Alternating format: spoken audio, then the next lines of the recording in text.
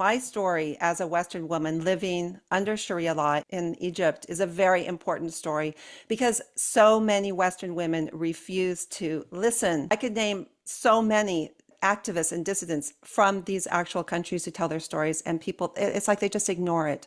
So I want to tell my story from the Western perspective, and I think maybe that will encourage some people to think a little more deeply about these issues.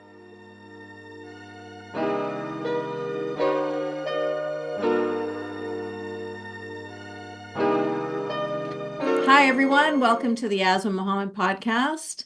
Today, I have with me Karen Hunt. Karen is a full contact boxer who started the only boxing club, the first and only boxing club for girls in Luxor, Egypt. She'll be joining us to speak about her experience living in Egypt and why she was eventually forced to escape the country under dangerous circumstances. Ooh. Okay, Karen, there's so much to talk about today. First of all, welcome. Thank you so much. I'm really so happy to be here. I want to say just out of the starting gate that my story as a Western woman living under Sharia law in Egypt is a very important story because so many Western women refuse to listen. And I tell my story. You tell your story. I don't know. I could name so many activists and dissidents from these actual countries who tell their stories, and people, it's like they just ignore it. So I want to tell my story from the Western perspective, and I think maybe that will encourage some people to think a little more deeply about these issues. I really hope so, Karen. I love that you're coming right out the gate, blazing through because, yes, every single syllable of what you just said is so true. It is honestly, I'm getting letters and messages all the time from women that are like, oh, I married a guy from Turkey. I married a guy from Egypt. I married a guy from Saudi Arabia. I married a guy from here or there, everywhere. I married a Sunni guy, Shia guy, Sufi guy. It doesn't matter. The stories all end up the same.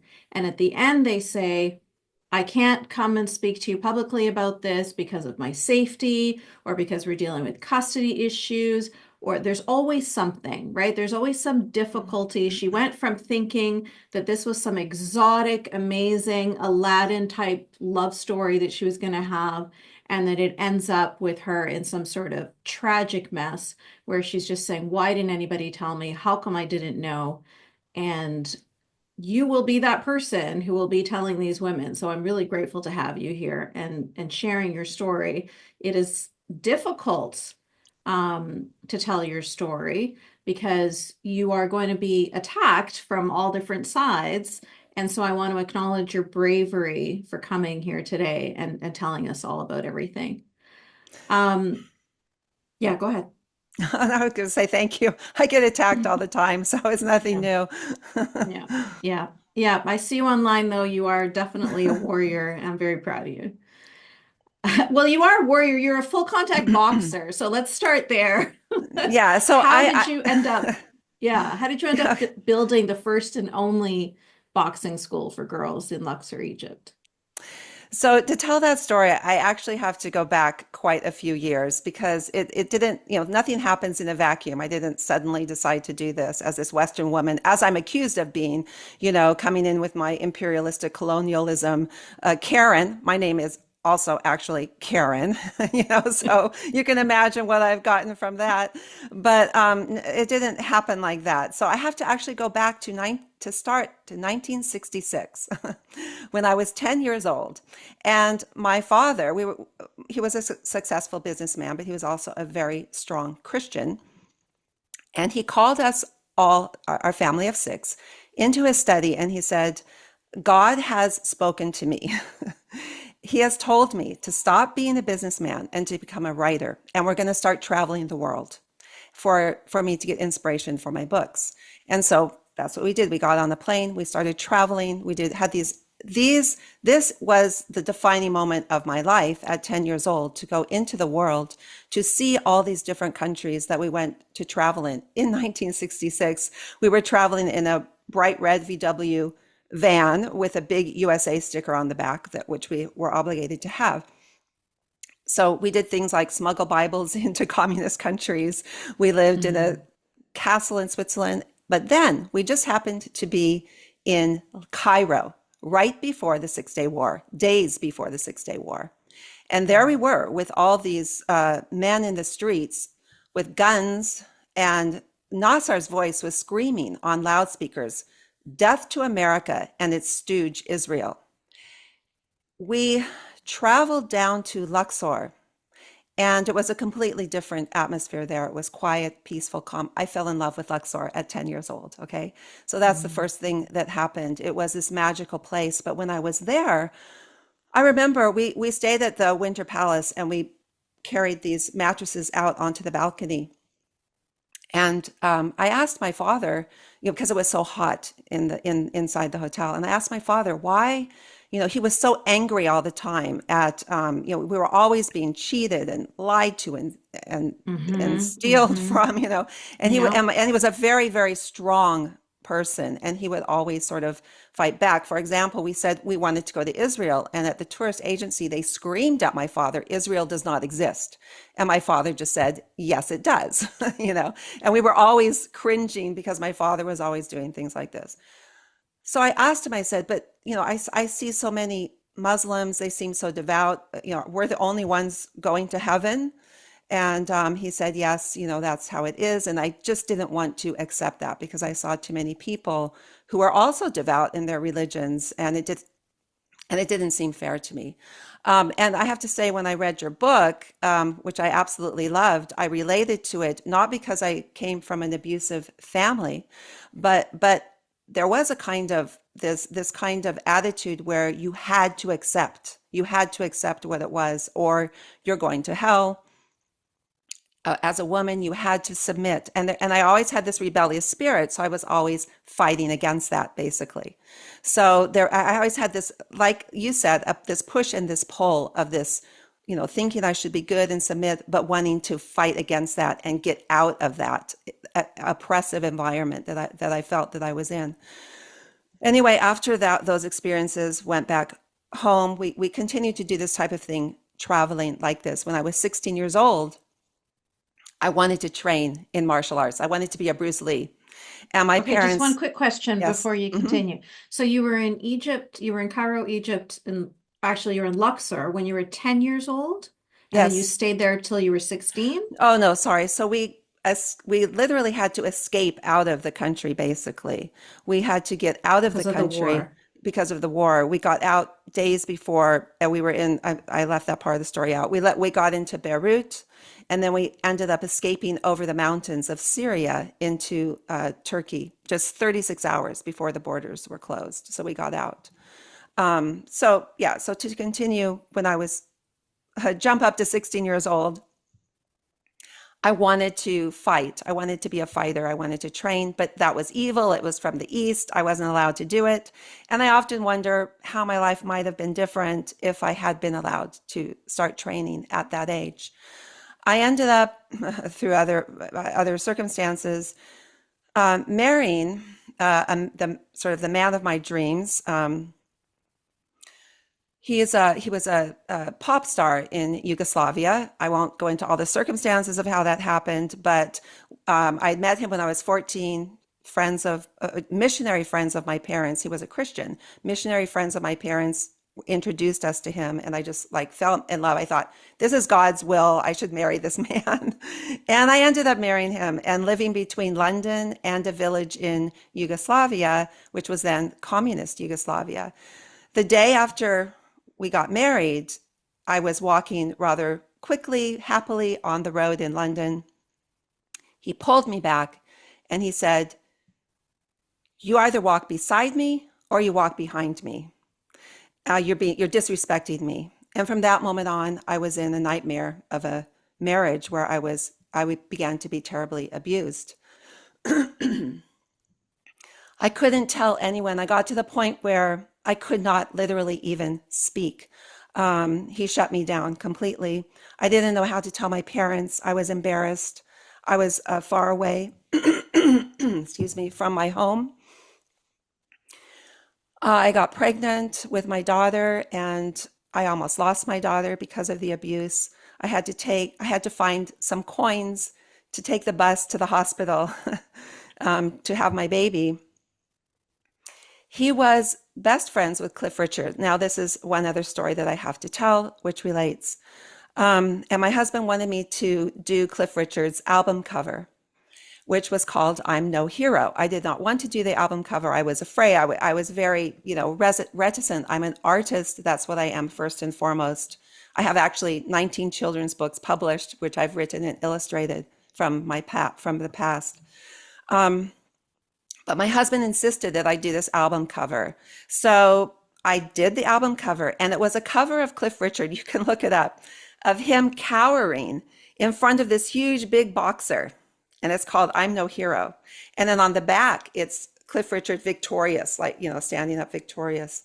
And I'm working on that cover, and my husband comes in and he says, "You're going to embarrass me. This is horrible." And he punched me right in my face and broke my nose. Oh my God. And there I went and threw the picture off. And there I am, cleaning up my blood, which I did more than once in my marriage. That was the one time he took me to a doctor. And, but the doctor didn't believe his story of, me falling off of a chair. And he took me out of the doctor's office. And I had to continue finishing that cover. So looking, my face, big black eye, my nose, broken, still crooked. I finished the cover of Cliff Richard fighting against that guy and being victorious. It was very ironic. I eventually was able to get stronger. I started running after my daughter was born. I woke up, I started running in Kensington Garden. I decided that's the one thing I can do. I have a pair of shoes. I can put my shoes on. And every day, no matter how I feel, I'm going to walk out that door and I'm going to run. And every day I'm going to go a little bit further. And I built up my strength, and eventually I left him with my daughter and went back to California. So skip many years forward, I got married again. When all my children were grown up, I was free, and I started traveling the world. This was maybe 7 years ago or so. I went many different places in the world. By that point, I had trained also for 30 years in martial arts, because the moment that I got back to the United States from that marriage, I started training. And so I'm a second-degree black belt in Tang Soo Do. I'm a first-degree brown belt in Eskrima, which is Filipino stick and knife fighting. And I am a full contact boxer and kickboxer. And I started training other women and girls to defend themselves. And I started doing this wherever I traveled in the world. I found people to train with. And for example, in Costa Rica, I trained women there, and other places. And I also started a program for kids called My World Project, where they connected through art and writing around the world. So I was doing things like this, just traveling with a backpack. I met a woman in Costa Rica who had gone to Luxor, and within 3 weeks on holiday, and within 3 weeks of being there, she was married and living in this villa and fixing it up as an Airbnb. And she invited me to come and stay there. And I thought, okay, I'm going. I love this place. I know somebody there now. And so I got on a plane. So that's how I ended up there, but also with this background of this fighting, this fighting spirit. I didn't go there intending to start a boxing club for girls. I just went there just, to see what it was like after all these years.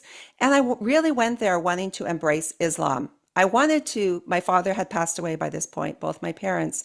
I kind of wanted to prove my father wrong, that it really wasn't like that, that things had changed, that things were different now. I really wanted to do that. And so I really went there completely open and willing to embrace everything. And of course, within a few days, someone was coming on to me. Mm-hmm. And I just wrote this story on my Substack this morning, finished it and put it out there because there's so much more to it than I can tell here. But I got involved in this relationship, and it wasn't, I didn't really believe the whole thing. I don't think I ever completely was caught up in it. But if I was in another country, we could have just had an affair. But there, you can't do that. A few months later, while I was there, a woman in Cairo who had just invited a man into her apartment for coffee had been thrown off her balcony by the other men in her building because she had allowed a man into her apartment. So you could not do that. The only way to be in a relationship or even to travel with someone was to do an Orfi marriage, this contract, this written contract, which is called an Orfi marriage. So I thought, I really want to find out about Islam. What better way than for me to completely immerse myself? And I really am attracted to this guy. I'm I'm going to do it. So I did it. And and it opened, that's why I can speak as I do, because I was there. It opened this whole world for me. But I looked at it from, there's always a little bit of me that was removed from the situation. I think because of the abusive marriage that I'd been in, I learned how to do that. But also because as a writer, I was so curious. And I told him from the very beginning, if you ever disrespect me, even if you yell at me one time, I'm gone. And and so there I put up, from the very beginning, and what I learned in Luxor, what I learned and what people don't understand about this culture, when they come at you, you have to come back at them 10 times harder. All they understand is strength. And so women don't naturally do that. They will give in, they'll retire, they'll submit. I never did that. I was always right there. This is who I am. Just don't mess with me. I don't think he even realized what he had gotten into actually when he married me. But I was able to ask them questions such as, well, you're able to have sex with other women. What about your wife? Because he had an Egyptian wife, and I accepted that he had an Egyptian wife. He had four very small children. And I thought, well, this is Islam. I will accept this as well. He has Did this his Egyptian wife wife. accept it as well? You accepted it, I, but I did she asked know? I asked him, and he said that she did. So you never But confirmed that with her directly. You don't know you if he was know, lying to you. what can she do? There's nothing she can do anyway. But often these women do accept it because everybody gets something out of these relationships. They all get a better life out of it. So often, actually, the women, the whole family is in on the scam, if there is a scam going on. I did go to his village. I met his wife and his mother. I danced with his mother at weddings. They seemed to accept me and love me. They made me dinner. His mom would make me bread. I lived in my own villa, which was mine. And I started, and so I asked, I asked him and I asked his friends, well, what would you do if your wife was unfaithful? And they all said, "Oh, I will kill her." And they told me, and I was able to have very honest conversations with them, sitting by the Nile, drinking a beer, things like this. They said, I will kill her. And a really defining moment for me was when I said, when I found out, because I always thought that Egypt was the most progressive. And I think a lot of people have that perception. It's the most progressive Middle Eastern country, but it isn't. Um, I always thought that FGM, female genital mutilation, was something of the past. And when I found out that basically 90% of girls still suffer from this, especially in these villages, and I asked my husband, what would you do? Because he had four sons, four very small sons, three triplets, and one other boy.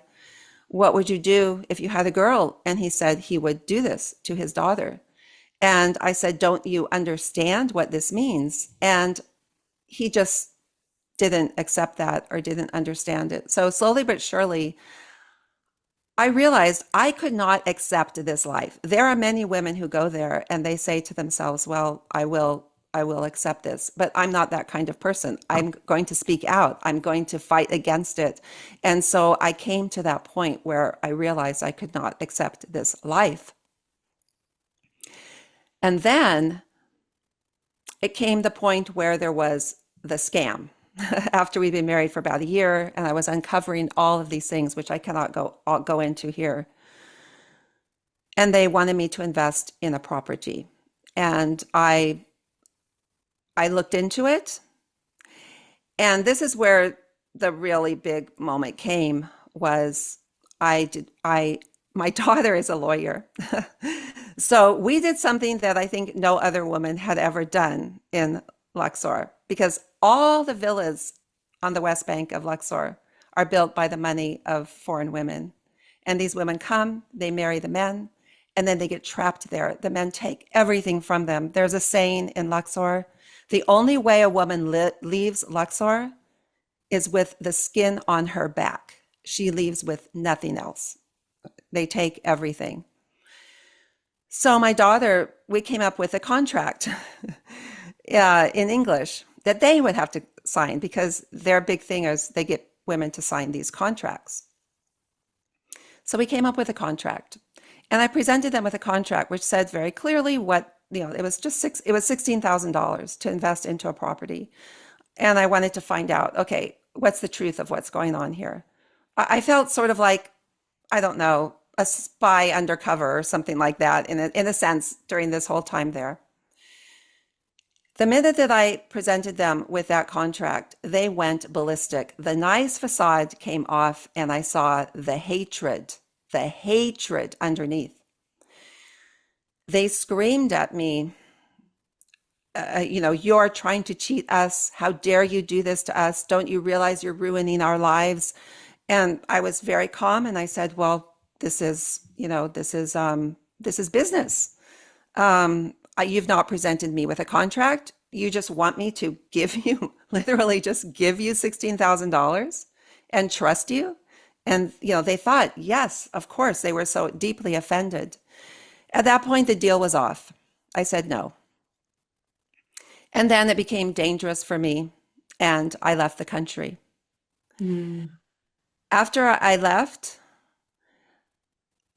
almost immediately after I left, they had another woman in there that was willing to to put up 50,000 euros to invest into the property.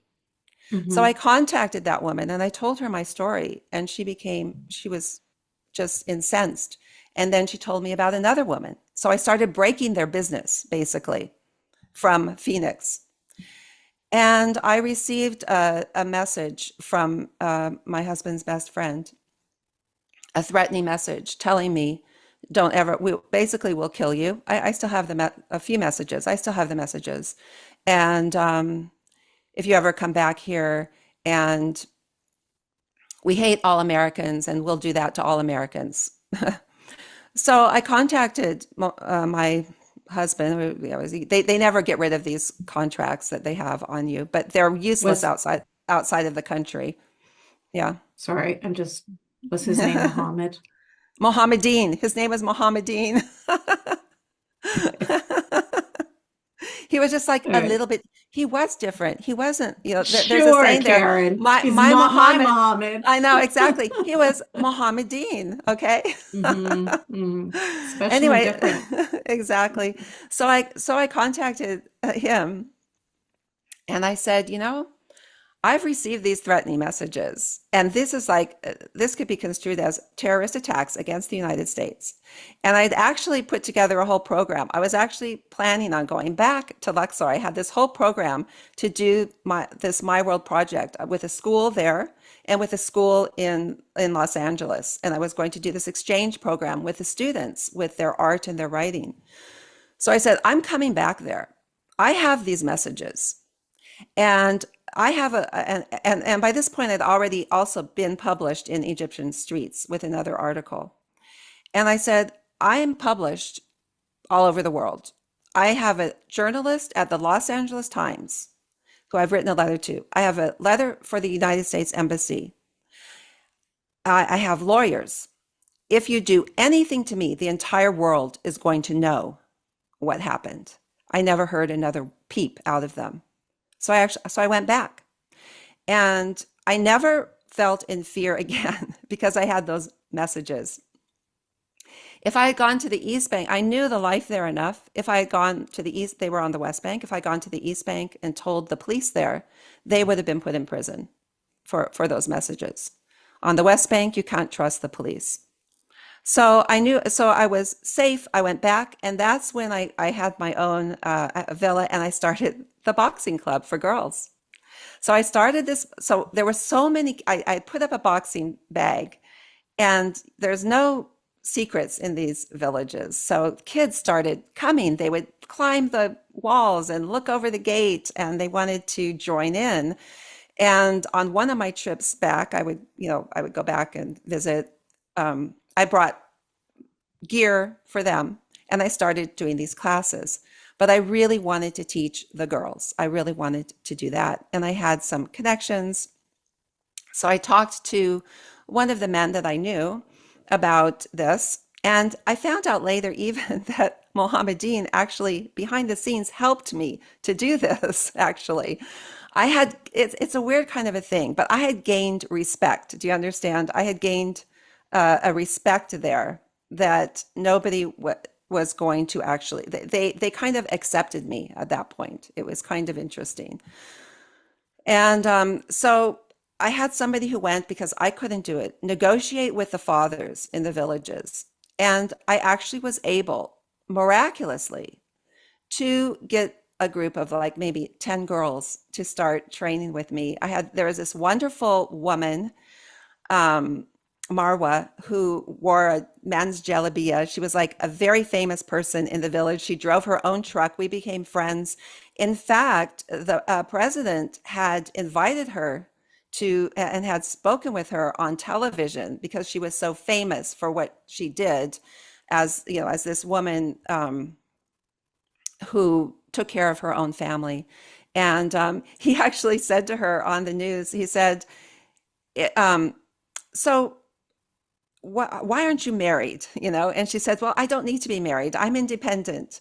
And he said, well, I'll tell you what, I'll give you a house if you'll get married, and she refused. Yes, he actually said that.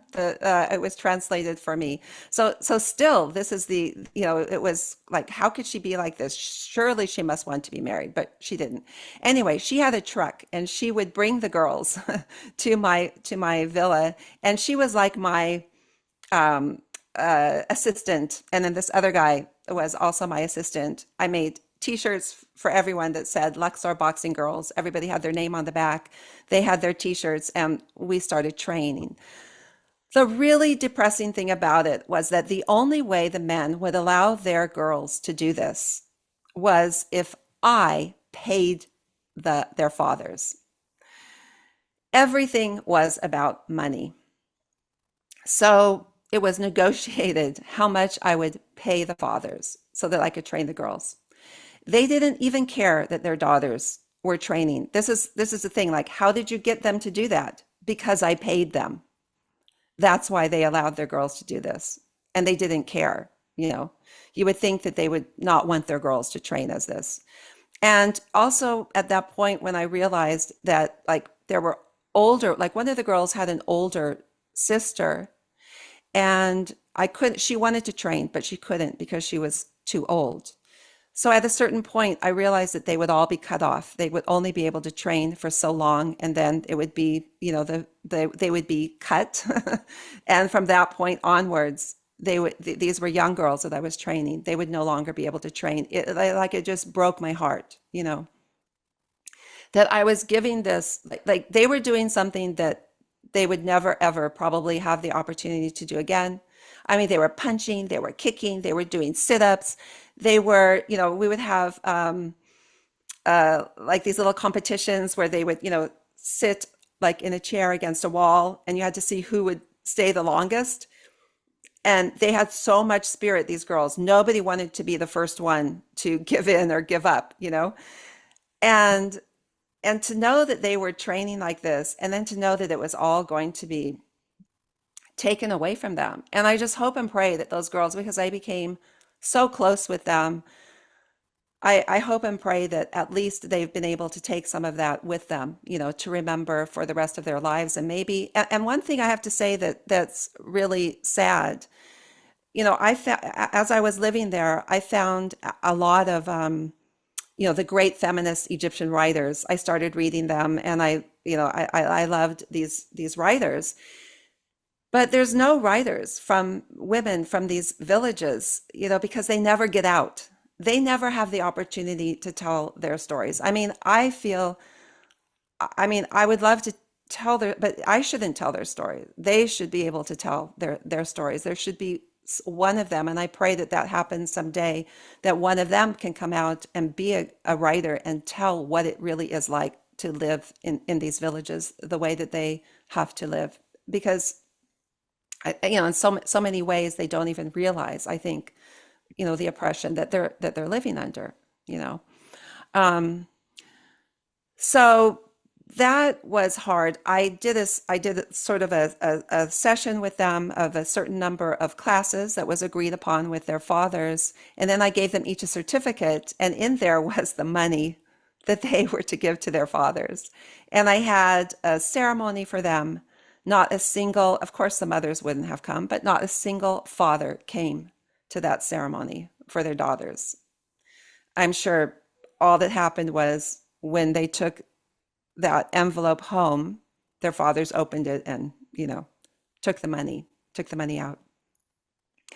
And it wasn't like I was, wealthy or anything like that. It was something, but I really wanted to do this, and I would have liked to continue it.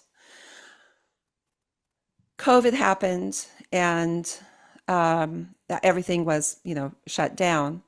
But in an interesting way, life went on as normal in Egypt. I saw the mass hysteria in the United States, but there, life pretty much went on as normal. Nobody was wearing a mask. I mean, nobody had the luxury in the village of, of isolating themselves. Grandparents all lived. So unless you knew about the news outside, you would never really have known that there was a pandemic or anything like that. But during that time, my life was very fine during that time. I would pass Mohammedan and his gang of friends where they would sit out on the corniche in front of one of their shops, and they would be like dogs, like this on a chain, because they knew that they could not do anything to me because I had too much over them. But other than that, my life was fine there. There are many things that I still love about Luxor. It's just, it's a magical, wonderful, beautiful place. So I was able to just enjoy that. I had a bike. I would ride around. There were no tourists. All the tourists had fled. But it was sad to see these foreign women in the evenings. The sun goes down and they would come out like these ghosts, the women that were stuck there, that could not get out, that could not leave. And they would come out, and they were very often alcoholics, or had been made into drug addicts by their husbands and given away all of their money. And there was no way for them ever to get out. They had disconnected from their families back home. So in that regard, it was a very, very dark place, And, but I met this one Swedish woman. She had this fabulous villa. She was an artist, and we became friends. She wasn't involved in all of that. So we became good friends. And she decided, am I carrying on too long? Anyway, I'm just like going on and on.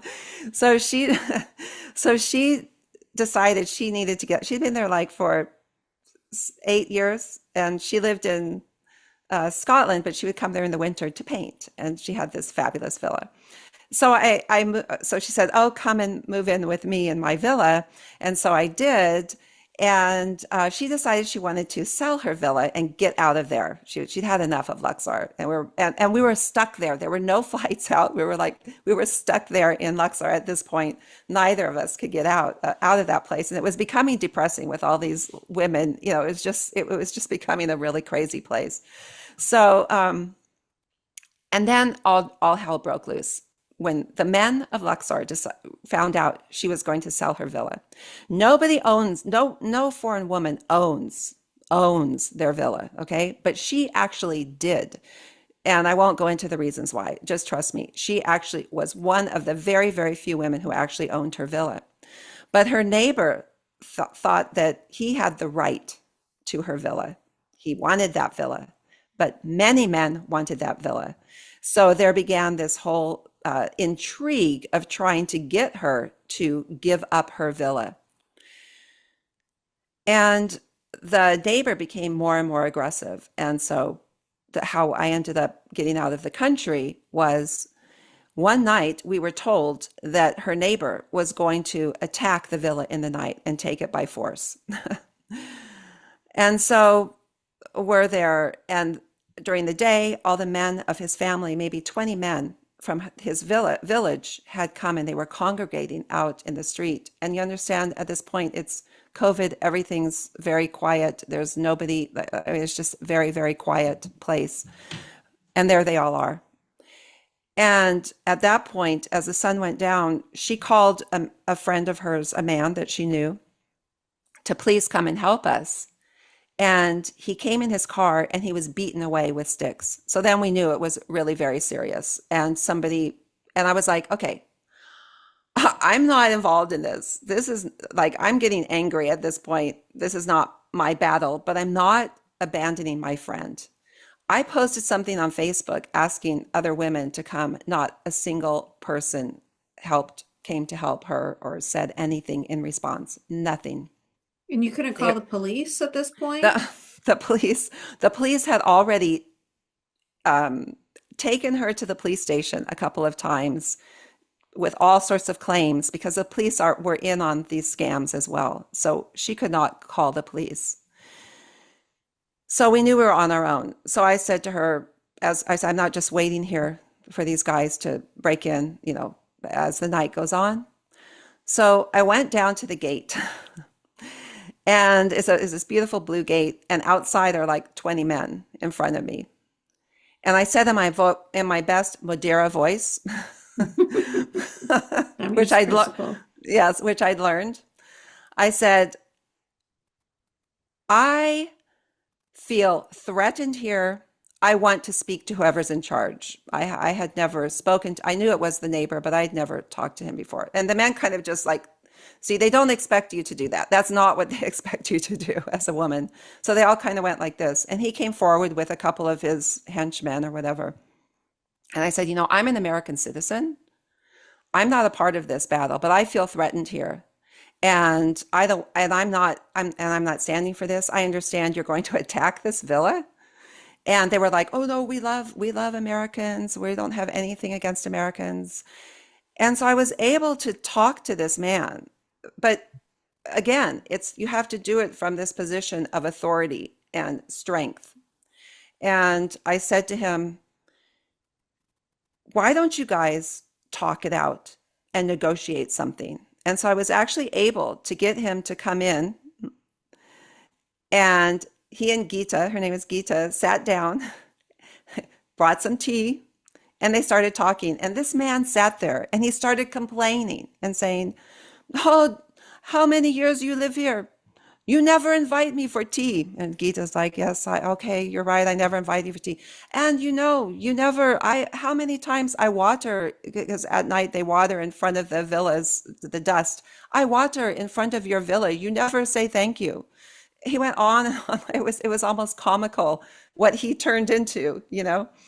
And then finally, after he was able to get out all of his complaints, they made an agreement. Now, this was an agreement, but she knew also she had to sell him that villa, okay? But at least she didn't get attacked for it. It became a negotiation, this process that we could go through on the surface. And I asked him at the end, when after it was like 3 o'clock in the morning, they finally made the deal. And I said, in the end, I said, what would you have done if she hadn't accepted? And he said, well, I would kill her. That's always the response. I would kill her. Like, that's not right. He says, it is my right. It is my right to do that. This is the attitude. So she was able to sell the villa to him, but many other things happened, and we still did not feel safe. They still kept dragging her to the police station, trying to get her to convince her not to, to get out of, to just give it away. But the Hmm. thing was, we could not leave the country. So we finally a flight came that we were able to get out. On the day of the flight, there she was trying to get into the taxi. I'm coming down the road. A mob of men are around her, trying to pull her out of the taxi, telling her she cannot leave. Again, my Madeira voice, I went up and I said, "Get away, we're leaving." I got into the car, into the taxi. We drove to the airport and we got out. And that's basically the story. There's so much more to the story, but I think one of the points too of it is that what people don't understand is you have to, you cannot negotiate really with, you have to come hard with these people. And as a woman, that's a very, very difficult thing to do, but that's what you have to do. Yeah. So on that note, I think that you're right insofar as Arabs in general only respect strength. They respect another bully who's an even bigger bully than they are, right? So there's a lot of like people thinking that, oh, maybe through negotiation, maybe through discussions, maybe through diplomacy, like even you sitting down Exactly. with a cup of tea and having the conversation with him, like I was thinking this is going to go sideways, right? And at the end of the day, she was having to do what he wanted to do anyway. But you are two women and you're not in the same position. Because let's talk about women. So for you, it's different because you can say push back, have strength, go in there with your Mundita voice and all that stuff because you have 30 years of boxing behind you and you have all of these life experiences and you have an American passport and you're coming from a different place. But if you're born and raised as a young girl in Luxor and you're always being told that you're nothing and that you are lesser than, and you will never get to the point where you feel like you have you would never have the nerve to push back. First of all, if you tried to push back, you would be broken, like physically and mentally, from a young age, from the very first time that you tried. You wouldn't make it to adulthood, you know? So, it's very different for someone, with from Sweden or from America or all of these women. This is why it's so infuriating to me, Karen, Mm, is because for those of us who are born and raised in slavery, basically, we're born and raised imprisoned. And then we see these free women, these free, powerful, strong, educated women choose slavery, choose to give away their freedom, choose to become subservient. I don't know how to describe it. It's like you're in prison and you're watching free people trying to break their way into the prison that you're stuck in. Like it's mm. crazy. Um, I've never shared this on my podcast before, but my mother-in-law, who's not with us now, so this is why I'm sharing it now. It's just like you, couple days in the Middle East. She's approached by an Egyptian man. All the flowery talk, all of the promises, all of the way narcissists are at the beginning of a relationship, right? Totally pulling her in, love bombing her, and all that stuff. His name was Mohammed too. So he's younger than my husband. So he's younger than her son, but he's in love with her, right? And she's everything he's ever wanted in a woman. And no, no, no, no, he doesn't want to have kids. No, no, no, no, he doesn't. He just wants to marry her. He just wants to spend the rest of his life with her. Nobody could say a word to her, even me. Like if I tried to talk to her, like I'm your daughter-in-law, right? I'm from an Egyptian family. I lived in Egypt for years. Try and listen to me. No, absolutely not. I was the bad person. She would not Mm. listen to anyone. She wouldn't listen to her own daughter. She wouldn't listen to anyone. This man took every single penny that this woman had. He somehow got her house transferred into his name, remortgaged it. Like he literally left her with like a church mouse. And then what did he do? He fucked off to Egypt, right? Yes, But he that's what. he he was so patient. So she met him in the Middle East, took him to Canada, married him. He waited until he got his passport because it takes like 5 years or something. And once he had that passport in his hand, it was all about, that's it. I just got to get all my money and then get out of here. And she was so ashamed. She was so embarrassed because all of us had been trying to tell her all these years, and she wanted to prove us all wrong. And she was always like posting all these pictures on Facebook about how happy they are and how wonderful he is and yada yada. And she was so embarrassed. She didn't want to say anything to anybody about what was going on, that she got to a point where we found out by accident that she was about to be homeless because she Mm. didn't want to say anything to anybody, right? Sad. So sad, like completely ruined this woman, ruined her life.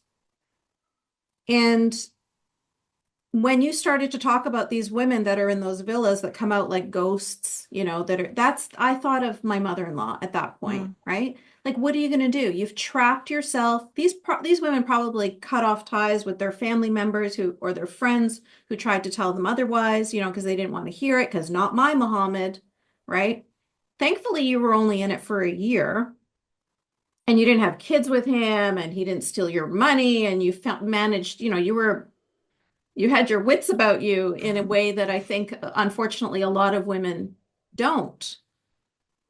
Yeah, Um, it's hard yeah, for younger women, especially too, because then they have children, and then they really cannot get out. They're trapped there, or their children just disappear into the family, and they don't know where they are. They take the children away. It's very, very sad.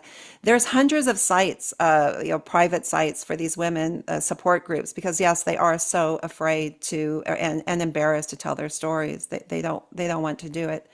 After I left and this other woman started getting involved, when I contacted her, at first she was horrified. But you know what? In the end, she decided to believe him and not me. I played the mm, threatening messages. I hmm, mean, that really got me because it was like, what is it? Yeah, as you say, I don't know. What is it with these women that it is very sad because obviously there's something so lacking or whatever that they just hold on to this. But mm, another thing too, I want to say is that, people also come back and say, well, abuse happens everywhere. mm, It says it's the same everywhere. But yes, abuse does happen everywhere. It happened to me in my marriage. But there's a big difference. There are options.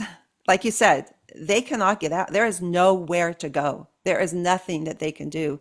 I mean, the women who are born into this. But in the West, yes, there are options. And in fact, you are praised if you show strength and you get out of a relationship. You're praised if you can get a job.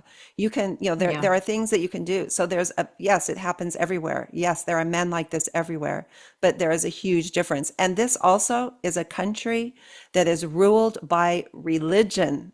I mean, and the religion justifies this behavior as well. So that's a whole other layer that is added onto it that is very powerful, and you cannot break that. As you say, there's no way to break through that, which is what I realized in my conversations with these men. yeah, I completely agree with you. Religion is what makes these shackles so difficult to break. first of all, it's the societal systemic misogyny. Like if you're in the West, beating your wife is against the law, right? It's not criminalized. Raping your wife is against the law. It's not criminalized in Muslim majority countries, right? In Egypt, these things are not against the law. And then in Luxor, in Upper Egypt, it's even worse, right? As Yes. opposed to Cairo and Alexandria and the bigger cities. But I wanted to ask you, speaking about religion, so you went there wanting to embrace Islam. What did, other than wanting to defy your dad and prove him wrong, what did you know about Islam for you to want to embrace it? Like, what was it? And did you, when you married this guy, did you take any steps? Did you start to wear hijab? Did you start to pray? Did you start to fast? Well, when I say embrace it, I never had the intention of becoming a Muslim. I just Okay. wanted to embrace it as intolerance and acceptance and like that. In fact, the more I was there, the more I was like, oh, I'm never going to be a Muslim. That's for sure. But because I was never, a lot of I'm a very curious person. I have a very busy mind, an extremely busy mind. So for me, I've jumped into a lot of situations where, adventures where I wanted to find things out. And so that's really a lot of what it was, and just having an adventure. But as far, I had a complex relationship with my father. He went on to become a very highly regarded, well-known Christian author. Um, and um, and we had a lot of conflict because I realized I'm very much like my father. I rebelled against, my upbringing. It was a very, very strict fundamentalist upbringing. So I just wanted to prove that all religions, everybody's like, nobody's, Mm, there's nothing any different, basically. Um, that's what I wanted to find out. I wanted to say that, there's wonderful people everywhere, and we should always also accept one another. I'd been in, was it 2014 or 15? I was in Istanbul, my favorite city. And I'm sitting at this cafe, and there's all these people running by with a protest for the war in Gaza. And I just ran along with them. I joined the protest for the mm, Palestinians. Why wouldn't I feel that for Palestinians? Not real, these issues are much more complex than people um, realize. And, to understand, I mean, of course, you understand, other people understand the Middle East much more than I do, but I understand it, I think, quite well now. But yeah, I mean, I I was just, I don't know how you get through to these women. I don't know. And some of them actually, there are women there that do quite well. And in fact, a couple of American women who they figure out the game. But the thing of it is they are cut off from they make a choice because they're never going to inherit anything. If they have children apart, those children are never like my children. If I had bought into that place, which I was never going to do, but they would never have had benefited from that. And I had told Mohammadine, I had said to him, like your children, one day they can go to America. We could all put our families together. We could all make this like an amazing thing. But his mentality couldn't see beyond that scam of okay. that Yeah. moment. Yeah. I wanted to talk about that too. You reminded me because when you talk about a scam and how women are being scammed, what we have to take a step back and realize that that is Egypt. Like when I described it in my book, I said it's a country full of criminals. It's just scamming, stealing, lying, tricking, deceiving, it's so normalized. In fact, it is the more you can the more slimy you can be, the more celebrated you are by your buddies. Like, wow, you got that much out of her? Wow, well done. I only got this much out of the woman that I was scamming or whatever the situation is, right? And I was in Egypt for like 10 days, and I am so fully aware, and I speak Arabic, and I was so careful, but still, because I've got a white husband and my kids are like they're white too. They look white. And it's like we are going to Luxor, we're going to Aswan, we're going to all of the Giza, the pyramids, we're doing all of the touristy stuff. So we are just like walking ATM machines as far as they're concerned, Right. right? And even us, with all of my being alert and all of my warning them and telling them how to be careful and blah blah blah blah, we got scammed twice in 10 days. Like, It's right? crazy. It is insane. Like they are so adept at it. They're so good at it. And I got so angry. I was so angry because I was like, have some shame. Have some No fucking shame. shame.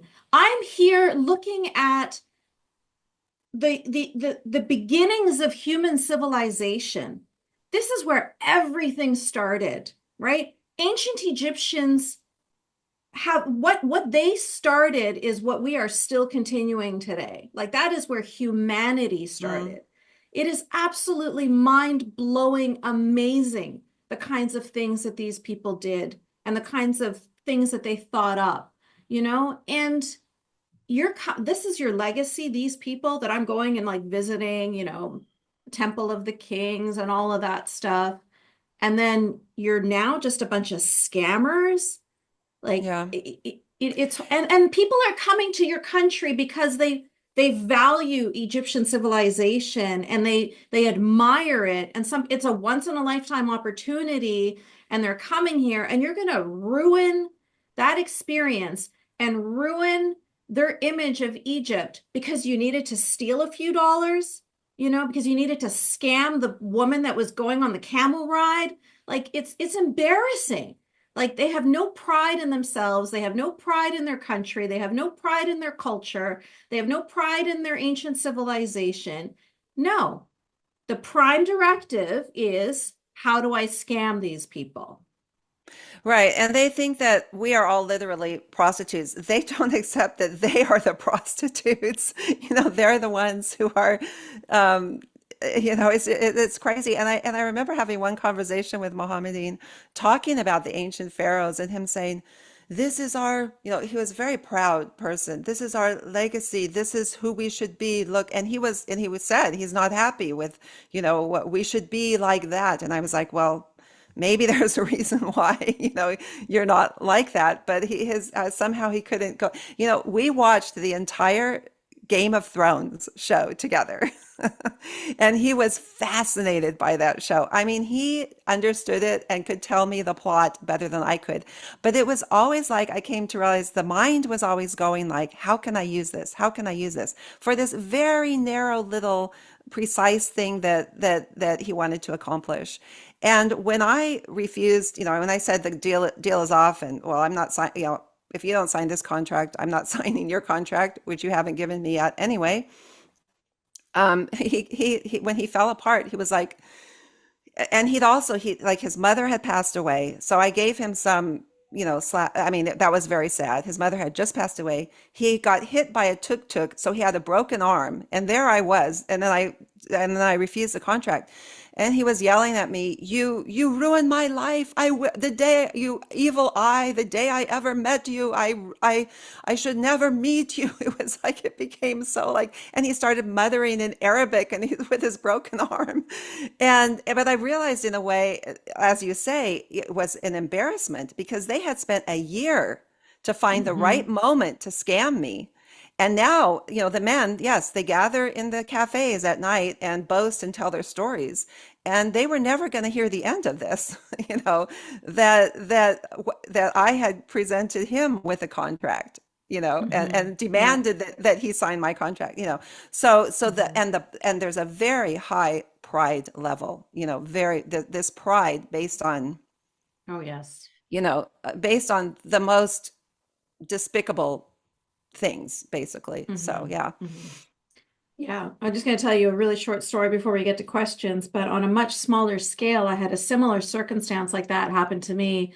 We were at the hotel restaurant And I went to the washroom and my husband was about to pay the bill. And I came back and he's like, "Oh, I'm trying to find an ATM machine." And I was like, "Why? Just use the credit card." He's like, "No, the credit card machine isn't working." So this guy gave me a piece of paper and he said what the total was and I need to go and get cash. And I was like, "No, you're not going to get cash and give this guy cash." He wrote like the amount on a piece of paper. He didn't even print out a receipt. Like he's just going to pocket that cash. That's not happening.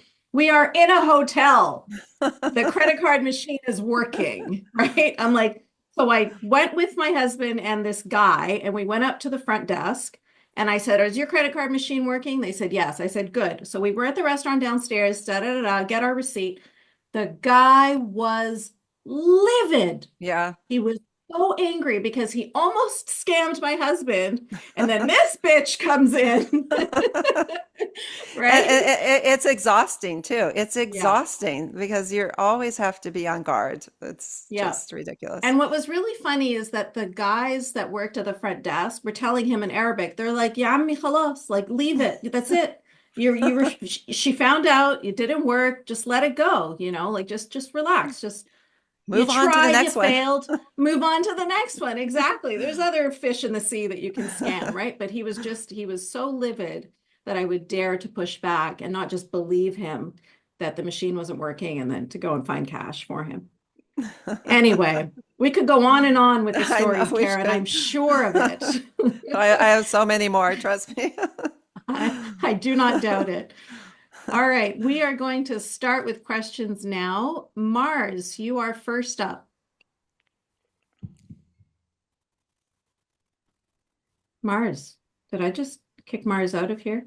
Oh, right here. Oh, good. Like, where'd you go? Well, first of all, Yasmin, thank you. Karen, before I get to my question, let me say I'm also an avid martial artist, so Oh, I'm great. listening to this particular podcast with even greater interest than usual. Excellent. Um, the question I have for you and for Yasmin as well, you said a lot of things in this previous conversation that really got my attention. And just to relate a short story, I visited Israel about last year, and one of the more memorable parts of that trip was when we had a conversation with a Palestinian journalist who doesn't have any problems talking about Palestinian propaganda. And we got to the subject about talking about some of the peace accords. And I don't remember the whole conversation. I need to go back and listen to it. But he said something about how the conversation went to the topic about negotiation. And he said something to us all in the audience saying, "You do not understand our culture. This is a very honor-based, for lack of a better term, machismo-based culture, which you try to negotiate and they take it as a sign of weakness."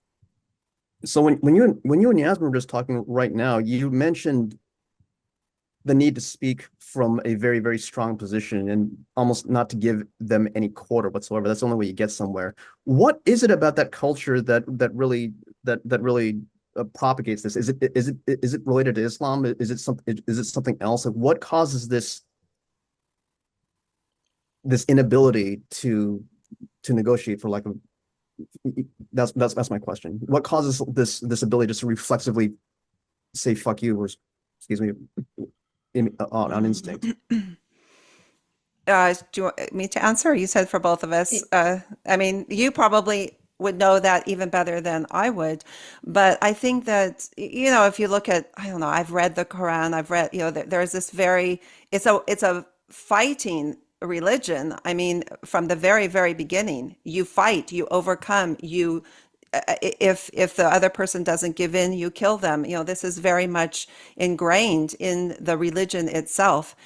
Um, but if you talk, I want to say one thing. If you talk about the honor thing, when Gita, she had made a little agreement with her neighbor that she would sell it to him, and that they had talked about it. He had given her some money, $2,000 or something. And then she decided that she didn't want to do the deal and she gave it back. That was haram. That was a terrible thing that she did. Mm. She went, so from that perspective, that was, her just being belligerent, but her thinking, well, they lie all the time. They cheat all the time. I don't want to do this deal with him anymore. I'm giving you the money back. I'm going to do the deal with somebody else. And that was to him, that was unforgivable that she did that. And I told her before, don't do that. That's a mistake. Don't do that. But she did it anyway. So there's a lot of, there are negotiations, but it's very complex. It's like you have to really be able to sort of navigate your way through it. But always, yes, from a position of strength. Is it because it's I'm sorry, I asked my question Yeah. already. Thank you. No, go ahead. Is it because the culture there is somewhat cutthroat that causes this kind of reflexive Very push? cutthroat. Yes, cutthroat. That's a good way to put it. Cutthroat. It's just for lack of a kinder way of saying this, it's just unevolved, Mars. If you just think of the male, the stereotypical toxic male, if it wasn't controlled, think of like Lord of the Flies or something. If there are the most aggressive, the most cutthroat, the most belligerent men were the most successful in those days, right? The ones that would go around and rape and pillage, they'd be the ones to own more land. So it's just that same kind of mindset. It just hasn't evolved into the world that we live in the West. It's just very old school thinking of like, ooga booga, the bigger gorilla is the one that's gonna have the females. You know what I mean? Like it's really, that's what it comes down to, from my opinion. Yes, religion is part of it because that religion was written 1400 years ago. And so, yeah, it definitely is a big part of it. So when the white people have white guilt where they think about all of the things that they did in the past. Oh, we colonized this. No, it was slavery, that, da, da, da. And they berate themselves and they self-flagellate and they don't focus on the good things that they did or the progresses that happened, but instead they focus on the negative. You have the polar exact opposite happening in the Arab world. They will be proud of colonizing. They will be proud of killing off tribes of Jews because they went back on their word, right? They will be proud of these things that they did. They're not feeling guilt over it. If anything, they're feeling upset that they don't have Spain anymore, that they don't have Greece anymore, you know what I mean? Or that they never got into France like they tried so many times. That's what they're upset about. Like, we have to be stronger, we have to be tougher, we have to be meaner, we have to be, that's it. That's just where that is the mindset. So if you remember in my book, I talked about my brother wasn't like that. My brother was the kind of guy that just wanted to read his nerdy Star Trek books and watch nature shows, right? And he was so humiliated by the other men around him, by the other males around him, because he wasn't booga booga, right? Yeah. And so it encourages that. It encourages that toxicity. Thank you both. Yeah, my pleasure. Thank you. Anything else you wanted to add, Karen, before we go to the next person? No, let's carry on. Thank you. Great. All right. I think, Evan, you were next. Yeah, so a couple of things I'll try to make it quick. One of the things I was wondering is, you mentioned before at the very beginning that you've done a lot of traveling, and obviously Egypt, apparently Egypt is where you spent the most amount of time, but I was wondering, first of all, the extent to which you look at other, like, non-Western, because one of the things is that because Western is, like, so modern, liberalism works so well, and there's, like, higher standard of living, so there's a lot more luxury, there's a lot less sort of, like, need to sort of be tougher, stronger, meaner. Because of that, like, you could say that even regardless of the religion, a lot of the rest of the world is much more cutthroat, and there's more corruption in a lot of non-Western. So what I'm wondering is, to what extent was Egypt unique compared to any other like regions in Africa or Asia or South America you may have like traveled to? Is there anything that made Egypt unique in terms of like its views of women or its views of subjugation and whatnot? Okay, well, thank you for the question. I mean, I think it's a very interesting microcosm because it's this very small place, so you can really get it.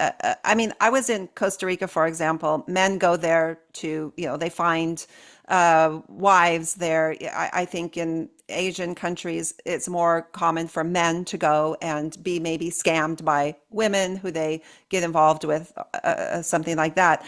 But I don't find that. I actually really enjoy uh, countries that are not so, I don't know, pristine or perfect. I mean, I was in Bolivia. I loved my time there. I was, Costa Rica. I loved my time there. I was in the Sahara Desert in Morocco. I was doing a program with kids in the desert there. I loved my time there.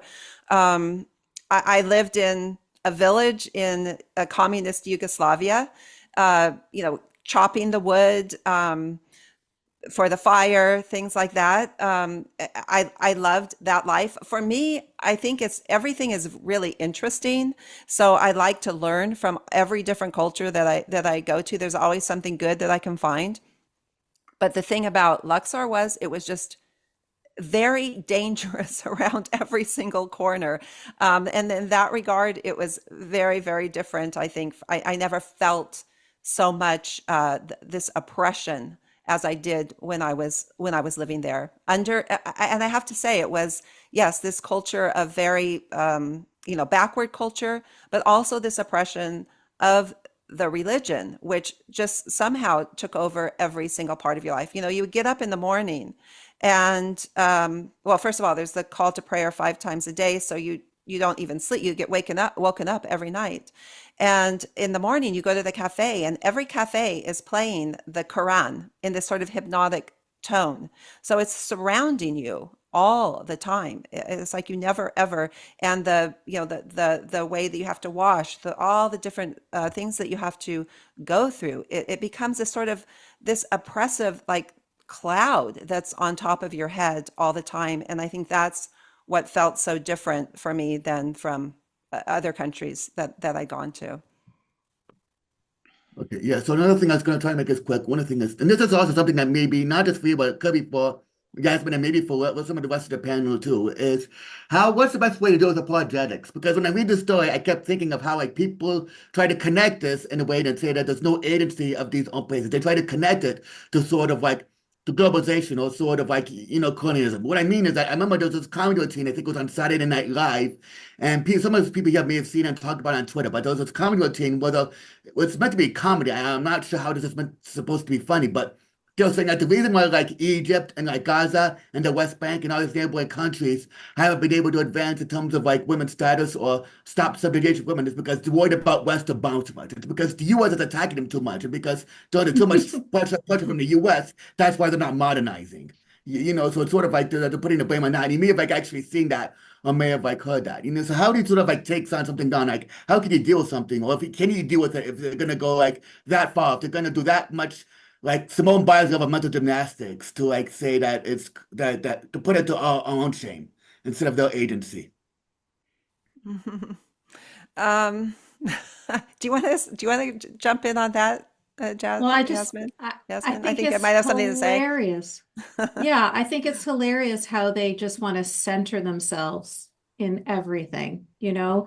Like I remember this exchange on Twitter I saw with an imam where he was talking he was talking about like how before Muhammad's body was even cold, that immediately there were people that were killing each other over who was going to be his successor, right? So he was talking about how Islam always, from its inception, has always been about murder, blood, terrorism. Like that's just in it from the very beginning. And sorry, Karen, with all due respect, some white woman comes in and Was her she's name like, Karen? I don't know. And she comes in and she's like, I know it's Western colonialism and whatever, da da da. And it's like he's talking about 1400 years ago. Like he just told you that this has been part of the religion before your country existed. Okay. There was no such thing as America, that you are brand new. Okay. You are a newborn baby in this, like as if Arab people were all in the desert, just like frolicking, building sandcastles. And then the white man came and he's like, hey guys, how about you fight? How about you subjugate your women? And they were like, "Ooh, good idea." In fact, it was the white man that taught Muslims how to be homophobes as well and to kill gay people, right? This is what they believe.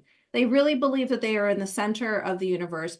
When we talk about these things, they're like, yeah, that's because America invaded Iraq. That was like yesterday. What are you talking about? These are very old problems that we've been dealing with in these countries for centuries, you know, but it's a weird narcissism that they want to center themselves, even if it's as the martyr, right? Like even but it's like, woe is me. Yeah. If it wasn't for us, then this world wouldn't be bleeding. We have caused this destruction. Like, no, you fucking haven't. Just shut up and sit down. This isn't about you, you know? So that's my answer.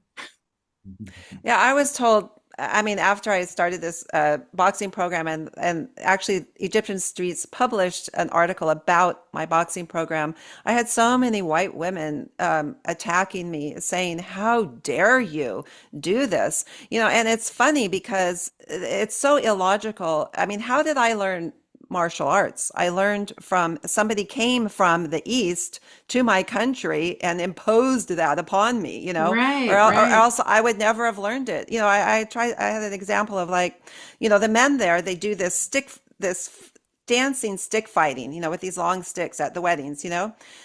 And so I give the example of like, well, okay, let's say I'm living here in Los Angeles and some Egyptian family comes and moves in next door and I see the man and he's, you know, doing the stick thing outside and I'm curious, or my kids are curious and they want to learn how to do it.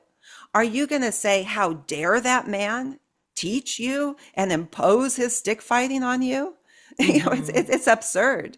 So, you know, would it be better if someone from the villages of Luxor was teaching these girls boxing? Of course, but there's no one there doing that, you know? So, yes, I came, but I also learned it from someone who came, you know, that's how we learn is from each other. If we start shutting these doors off and saying, well, you know, I'm too good or whatever, then we never learn anything. So, Karen, you're talking about all of humans as equals. That's the difference. You're saying, like, whether you're sharing your culture or I'm sharing my culture, or we're both learning from another culture, we're all just human beings learning from each other. We're all just growing and learning together. That's where you're looking at this, right? But if you're going to assume that you are superior and that you are better and that you are different from the rest of humanity, then you will start to have these ideas of how dare you, because you're thinking of yourself as superior to everyone else, right? So now you're punching down, right? Now you're imposing your culture on these people, or you're imposing whatever, versus we're all learning from each other. So when people speak like that, they're only telling on themselves. They're only Exactly. showing that they think of themselves as superior to everyone else on the planet. Absolutely. Oh, all right, Tochi, you're next. Hey Yasmine, and hi Karen. Thanks so much for your story. It's quite fascinating. I was wondering, I wanted to go a little bit more into your motivation to, I guess, study Islam in a sense, or because you had mentioned you wanted to prove your father wrong, and I was trying to understand what you meant by that exactly, and if you can kind of go back to where you were at that point emotionally, what was it that made you decide that, hey, I should, give, because it's an interesting choice, I would say. Of course, given all the religions in the world and why at that particular time where you're like, oh, I'm going to try Islam. Like, what was going on Yeah. in Well, your head? and again, I wasn't going to try Islam. I wanted to find out for myself what the reality was about it. And Right. you know, these are things obviously there's so much to the story, but my father, you know, when he decided to become a writer. For a while, we lost everything, and then he became a very successful Christian author, and he spoke out a lot because he was a very strong evangelical Christian. He was very supportive of Israel. So a lot of what he spoke about were, biblical prophecies, and he spoke a lot about Islam. He would debate Islamic scholars on television. He was, he would travel around the world speaking. He sold like millions of books around the world, at a certain point. So I had that in my life as, I didn't want to think that I could never accept this idea that all Christians are going to heaven and everybody else is going to hell, And what's the most opposite, like the clashing, well, we could say Judaism, but you could say Judeo-Christian, and then you have Islam. So because of my inquiring mind, I became more and more fascinated with this. I traveled. I didn't just go to Egypt. I spent time in Morocco. I spent time in Istanbul, and I loved also that part of the world. I also spent time in Israel. I love Israel so much. So I love that part of the world. I'm fascinated by that part of the world, the history, everything is just the atmosphere. And so that's basically, I wanted to be able to find that out for myself. Now, maybe I would never have gone there if circumstances hadn't happened that this woman just happened to be there. And she, at that time when I was traveling around the world, just going places. So I went there and I thought, this is a great opportunity. It wasn't like I, had this plan my whole life to do that. It's like circumstances happened where I was able to do that. And I felt comfortable going there because I knew someone there, and I had somewhere to stay.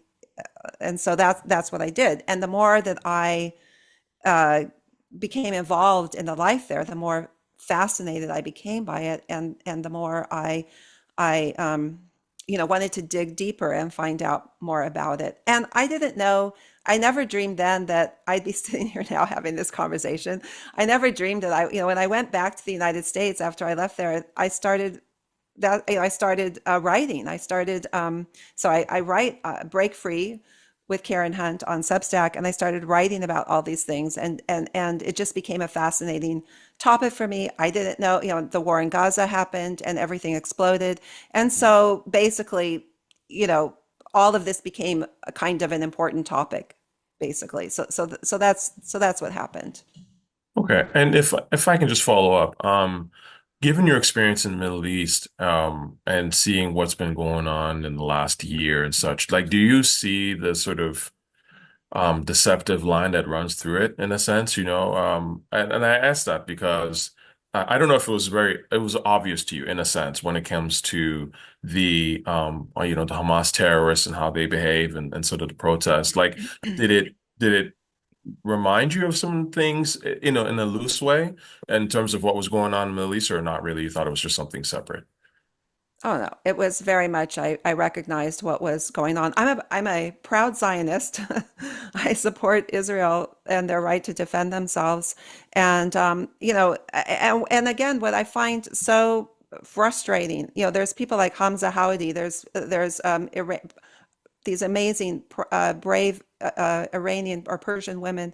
There's so many people who are speaking out against what's happening. But the conversations that I have with Westerners who, basically they just hate Jews. I mean, when it comes right, if you dig deep enough, they just have this irrational, a lot of them, hatred of Jews. And no matter how much you try to put in their face, but the dissidents are saying this about, will you listen to them, what they are saying? Will you listen to the people from this country, what they are actually saying? It's like it goes just beyond them. It's really weird. They just will not listen to it. They will not see it. They will not see what is obvious. They would rather support a terrorist who would come and kill them than allow Israel to exist. I mean, I see that, with a lot of these people, what's going on. So that was also fascinating for me because of my father and the prophecies. If you go back, my dad has, his name's Dave Hunt. He has many on YouTube. You can find him, many of his talks. It's kind of, it became kind of chilling for me because a lot of the things that he was saying is exactly what's happening now, you know. And so that was also pretty interesting for me. So I had a background of like the whole world's going to come against Israel, all the nations of the world, you know, and all of this. My dad went into the whole history, you know, like the Catholic Church and you know, World War II, all of this. And so I had this as a background when I went there already, and then seeing what's unfolding in the Middle East now. Thank you. You're welcome. All right, Sarah, you're next. Hi, Karen. Hi, Yasmin Hi. again. So just a very quick point to reiterate what Yasmin said and you were mentioning, and then I have a question for you. Yasmin mentioned about the fact that the Westerners think that homophobia did not exist in the Middle East before the imperialism and colonialism, and the same thing happens to misogyny and I don't know, racism, all of those things. Like they don't even consider the slavery that's been happening till 1981 in Mauritania. It was legal, like it was illegal in 1981. Right before that, it was legal. And it's still happening in countries like Qatar and all of those things. So they don't talk about this. Like in Iran, we had door knockers. I'm from Iran. Door knockers that were male and female. So when you're knocking at the door, like 100 years ago, you'd know if this is a man or if this is a woman knocking at the door. So you'd know who would open the door and who would you see in order to cover up and be free. Like women could not come out. It's to that level of segregation. And the Westerners think that, oh, no, we imported misogyny in a country like Iran and they're fighting imperialism. And I'm like, it's mind-blowing the way they dehumanize us and the way they don't see our experiences as valid. So I really appreciate you coming on and talking about this because they might listen to you because they don't see us as human. They don't see us as valid people having valid experiences, which hurts a lot. It's part of the reason I'm so angry all the time and I'm yelling all the time because it's like, how can you not see my experience and the words that are coming out of my mouth? But they also did the same thing to you when you published your piece on Substack, and I read it, and I read somewhere, I think you mentioned as well, that they did not publish it. You wanted it to be published more widely, and they did not publish it. Can you tell us a little bit about that? What happened and how that happened? Well, when I realized that I wanted to write this or tell what had happened to me there, I wanted to publish it in, you know, I don't know, the Washington Post or somewhere in these woke papers, right? But nobody was interested in that. They don't want to hear that, me bashing Islam, which, you know, this is my, and as I say, this is my valid story. This is the story of, I don't know, who knows how many women, we don't even know, who are voiceless. And that's one of the things, when I said when I was in my abusive marriage, I literally got to the point where I could not speak. I could not open my mouth to say what was happening to me. So this is a miracle. Look at me now. This is a miracle for me that I will speak like this. And so for somebody to then come along and tell me, these people that claim that they're so caring and loving and whatever, no, your story is not valid. And the irony was that an Egyptian paper, which my editor, her name was Sarah as well. She's a wonderful, wonderful woman. She wanted to publish my piece, and they've done some great pieces in Egyptian streets on rape and things like that in Egypt. They've been very brave.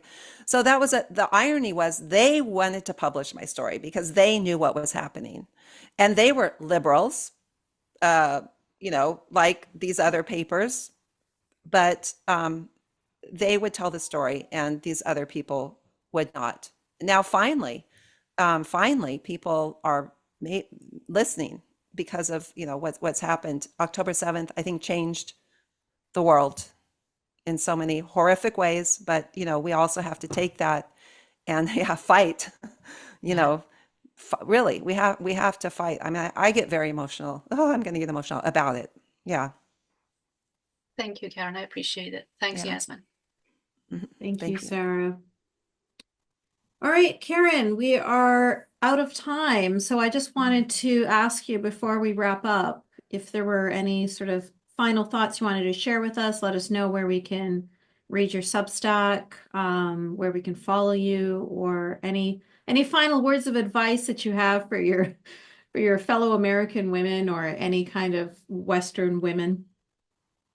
Well, I really do want to thank you so much for allowing me to tell my story, because these stories have been suppressed for so long. And I do want to encourage people to not be afraid to speak out. I think, to not be afraid to confront other people who, it's very easy to just like hold back and, okay, I'm not going to, I don't want to get involved. But, you know, yeah, and to say, maybe listen to this person, like read this book, like read Unveiled, or please listen to these stories. There are people, there's another side, and it's very important. And it is very important because this is being spread across the world, and so we do need, if we don't speak out, it's to our detriment, basically. We only have ourselves to blame. You can find me at Break Free Media, or Break Free with Karen Hunt, Break Free Media on Substack. I write extensively there. I'm just a crazy writer. And that's where you can find out more about my story. Wonderful. Thank you so much, Karen. Thank you very much. I really appreciate you coming and sharing your story with us. I appreciate your bravery and your honesty. And I am so glad that you found your voice now. And I'm grateful that I can help you to try and get your story out there and to get your voice heard. Thank you. Thank you. And thank you, everyone, for joining us. And we'll see you at the next podcast. Take care, everyone. Bye. After Bye. hearing all that, you might be left wondering, what can I do? How can I help? Well, this is why I created a nonprofit called Free Hearts, Free Minds. We are the only organization dedicated exclusively to helping these free thinkers. We empower them with our programs and supportive community, lifting them up so they can heal, speak out, and begin to make positive changes, not just in their own lives, but within the broader community around them. If this is a cause that resonates with you and you want to make a difference, one way to do that is by donating to Free Hearts, Free Minds. Because not enough people care about this cause, we need people like you to help fuel this change. You can donate via our website, freeheartsfreeminds.com. Thank you. Every dollar you donate makes a difference.